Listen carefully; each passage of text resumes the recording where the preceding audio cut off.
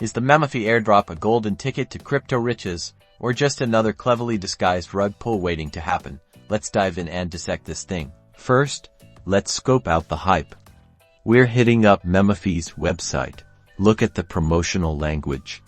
Does it scream get rich quick with promises that seem too good to be true? Are the tokenomics clearly explained, or are key details like the total supply and distribution vague and hand-wavy? Next up, community check.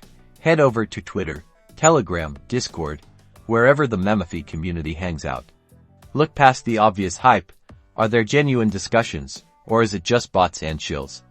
Are the developers responsive to questions and concerns? Red flags if it's a ghost town or overrun with fake enthusiasm. Now the crucial part, security scan. This is where things get technical, but stick with me. Have reputable blockchain auditors reviewed Memefi's smart contract? Can you find any information about security audits, or is it all hush-hush? A legitimate project will be transparent about its security measures. Finally, the gut check. Based on everything we've uncovered, the promotional tactics, the community vibes, and the security transparency, does Memefi pass the smell test?